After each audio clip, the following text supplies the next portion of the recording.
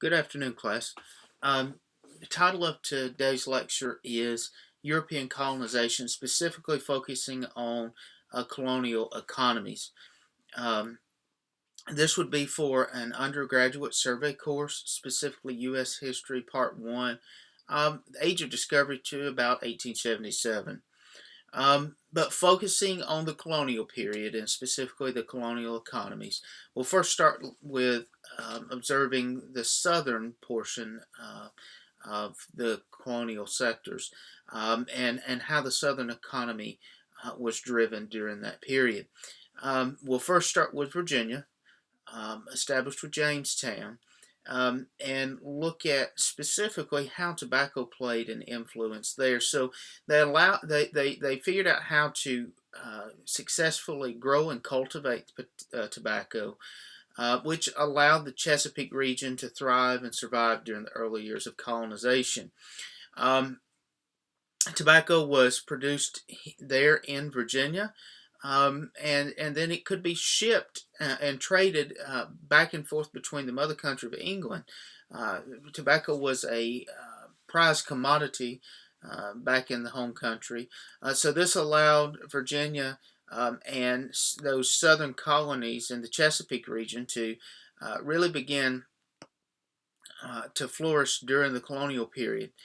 When we look further south into South Carolina and Georgia, they relied more on rice production due to the low-lying coastline establishments that were created. But because of the harsh labor conditions and the required labor force to grow these massive rice crops, slavery was relied upon for this labor source. Um, this is where we really see slave labor pick up and explode during the colonial period, and then we know, as looking back, that slavery remained a dominant labor force throughout the United States, specifically into that Civil War era. Um, Also, this set apart the southern colonies from the northern colonies because the slave labor was much more demanded and relied upon in the southern colonies because of these large cash crops that were grown. Um, the southern colonies developed a less dependence on commercial industry or in a commercially industrial economy due to these large cash crops that were planted and grown. This sets them apart from their northern counterparts, where their northern counterparts would have relied more on that industrial labor. Um, Moving more towards the middle and the northern colonies, separating them apart from that of the southern colonies. Um, just as in the South, though, agriculture continued to dominate the landscape, but more on a diverse variety. When we think about New England, especially in the wintertime, the weather is not conducive for growing those large cash crops like it would have been in, say, Georgia or South Carolina. Therefore, they had to learn to adapt to those weather conditions. And the way they did adapt to that was um, by finding crops that were more suitable for that type of weather. Moreover, the New England soil was hard and rocky, which made it harder to grow those types of large cash crops. Um, when we think about what would separate the middle colonies from the northern colonies, that would be that agricultural um, influence that would have been there. More so, the further south that we drop. So, when we talk about where would the agricultural line have been, we think of the lower northern colonies, and then the middle colonies would have been able to sustain more of a cash crop. And when we talk about cash crop, we're talking maybe things such as wheat that would have been grown and produced on a massive level. Um, I'd like to look at some primary source work when discussing um, specifically the northern, middle, and southern colony differences. And I think of when I think of those northern colonies and how they were able to survive, both economically and financially during this period. I turn to colonist John Pond's letter that he writes to his mother and father for help uh, back in England in 1631. And he describes his New England colonies. He says the country is very rocky and hilly and some champion or open ground, and the soil is very fleet or shallow. He also says there's some good ground and marsh ground, but there's no spring to help produce those crops.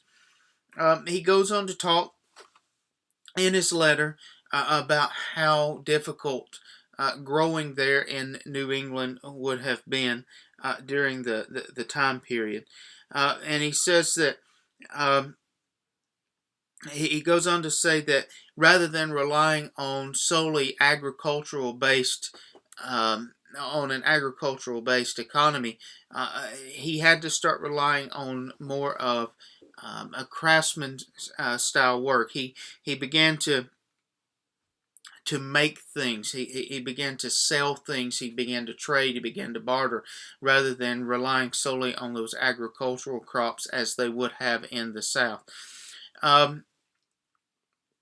Rather than being reliant solely on an agricultural based economy, most families, just as John Pond talks about in his letter to his mother and father back in England, they start taking up craftsmen and artisan styles, such as cobblers, blacksmiths, rifle makers, cabinet makers, silversmiths, and printers.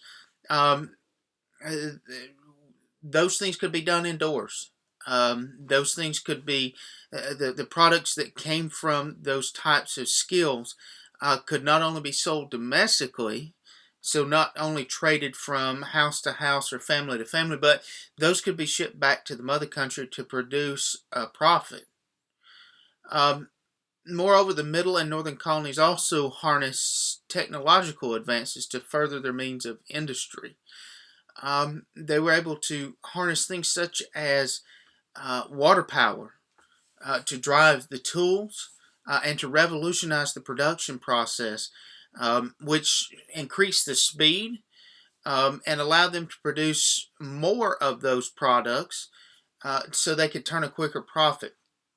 Which leads us to our next point of discussion, which would be that triangular trade system that arose during this early colonial period. So when we talk about triangular trade, which becomes one of the main points of discussion for the colonial period, simply the colonies selling and trading with back with the mother country of England, and then that slave labor being traded with the colonies, the southern colonies, specifically to perform that labor. So when we look at it on a grand scale, a grand scheme of things,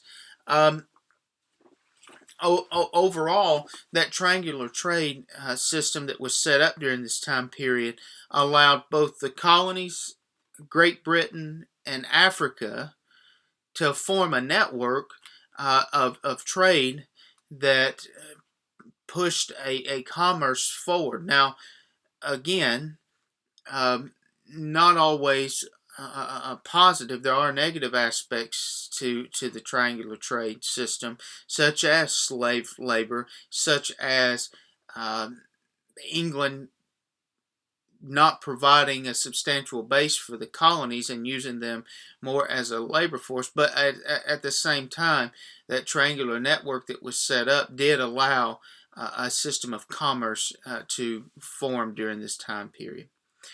Again, this is part one of a lecture that would continue forward into another part that would speak more into the triangular trade system, and then continue forward into the Revolutionary period. Thanks for watching.